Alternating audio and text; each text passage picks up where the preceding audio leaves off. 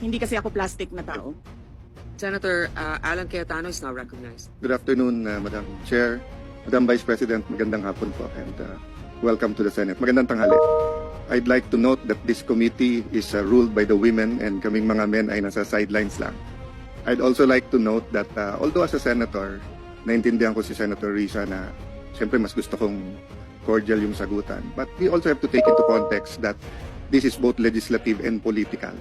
And there are attacks against the Vice President regardless saan nanggagaling. So, a little bit of latitude dahil we want kakampi man o kalaban to feel welcome. But I agree with Senator Risa naman na, how do we make it more cordial? No? So, Madam Vice President, may I ask just one question? Actually, two eh. One, nag-lunch na po ba kayo? And,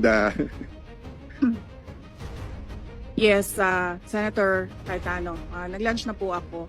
And I'm very cordial Yes, when it ma'am. comes to international diplomatic relations. Gusto nyo i-discuss natin yung No. West Philippine Sea. Yes. But hindi kasi ako plastic na tao. no, I agree with you, ma'am. That's why nga sinasabi ko po na hindi lang to legislative, political din.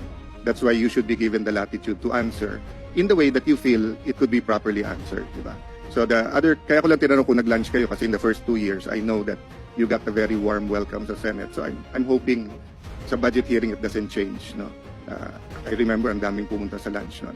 So my question lang, ma'am, is what can we do for the Office of the Vice President? Meron bang ni-request sa DBM na wala sa budget niyo so that we can consider it at the proper time?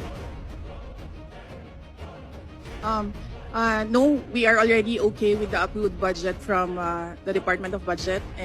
The approved proposed budget in the NEP from the Department of Budget and Management. And we leave it up to members of Congress to decide on the budget. Thank you. Thank you, Madam Chair. Thank you to the Office of the Vice President.